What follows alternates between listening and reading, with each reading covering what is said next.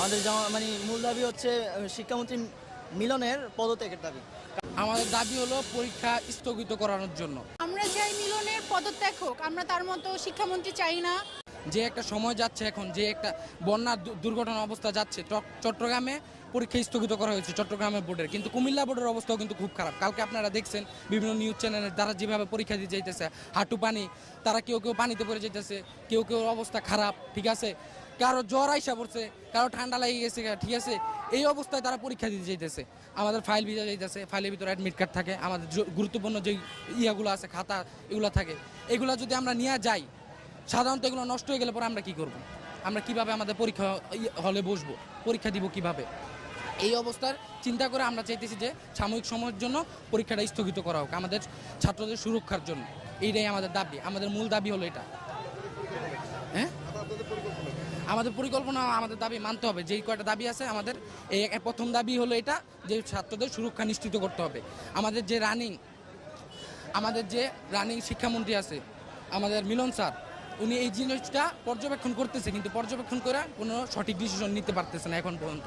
তিনি কোনো ফেসবুক বিজ্ঞপ্তি দেন নাই এখন পর্যন্ত। 13 জুলাই যে ঘটনা ঘটছে কুমিল্লাতে, এই ঘটনা নিয়ে এখনো ফেসবুকে, তার ভিতর যে একটু সহনশীলতা, এই সহনশীলতার জন্য এখনো তিনি আমাদের কাছে সরাসরি খুইলা বলেন না। এটাই হলো আমাদের দাবি। এখন আমাদের দাবি একটাই, যে পরীক্ষা সাময়িক সময়ের জন্য স্থগিত করতে হবে, যতক্ষণ পর্যন্ত ছাত্ররা সুরক্ষা না পাবে ততক্ষণ পর্যন্ত। এটাই আমাদের মূল দাবি। ধন্যবাদ। আমাদের মানে মূল দাবি হচ্ছে শিক্ষামন্ত্রী মিলনের পদত্যাগের দাবি। কারণ উনি হচ্ছে এই যে রিসেন্টলি যে কাজগুলো, যেমন গতকালকে আমাদের যে এইচএসসি পরীক্ষা, এটা যে স্থগিত করে নাই, এটার জন্য অনেক সমস্যার ফেস হয়েছে মানুষ। যেমন অনেক হচ্ছে ইনজুর হয়েছে যে পানি জলাবদ্ধতার কারণে। এরপরে হচ্ছে যে কোয়েশ্চেন প্যাটার্ন খুবই বাজে হয়েছে।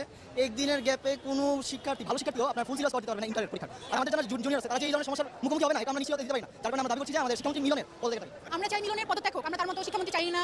কজ তিনি আমাদের কোশ্চেন প্যাটার্ন করছে, যেখানে করছি যে আমাদের শিক্ষামন্ত্রী মিলনের পদত্যাগের দাবি। আমরা চাই মিলনের পদত্যাগ হোক, আমরা তার মতো শিক্ষামন্ত্রী চাই না। কজ তিনি আমাদের কোশ্চেন প্যাটার্ন করছে, যেখানে একটা কোশ্চেন প্যাটার্নে 6 থেকে 40% কোশ্চেন ইজি থাকে, যাতে আমরা পাস করতে পারি। বাট এমন কিছুই ছিল না। আমরা কোশ্চেন হাতে পাওয়ার পর দেখি আমরা কিছুই পারি না। কজ আমরা বিগত 5 সালের বোর্ড সলভ করছি, টেস্ট পেপার সলভ করছি, কোনো কোশ্চেন আসে নাই ওখান থেকে। তার উপরে 6 আর 7 নাম্বার কোশ্চেন ভুল ছিল। একটা বোর্ড কোশ্চেনে যদি ভুল থাকে, তাহলে তিনি কি শিক্ষামন্ত্রী হলো? এরপরে তিনি বুয়েট চুয়েট এইসবের কোশ্চেন দিছে বোর্ড এক্সামে। আমরা কি বিসিএস এর এক্সাম দিতে যাচ্ছি? আমরা বোর্ড এক্সাম দিতে যাচ্ছি। তার উচিত ছিল আমাদের দিকটা বিবেচনা করা। এর উপরে সারা বাংলাদেশে এখন ঝড় চলতেছে, এত পানি হাঁটু সমান, স্টুডেন্টরা তো এক্সামই দিতে পারে না।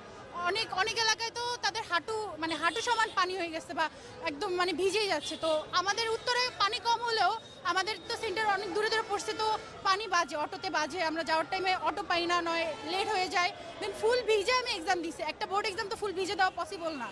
এরপরে এত বৃষ্টি, যাদের বাসা দূরে দূরে, অনেকের বাসা আছে মহাখালী, তারপরে মিরপুর, খিলক্ষেত, এইদিকে, তো ওইদিকে তো পানি অনেক, তো তারা তো পারছে না এদিকে আসতে। অনেকের অ্যাবসেন্ট গেছে, অনেকেই অ্যাবসেন্ট করছে এক্সামে।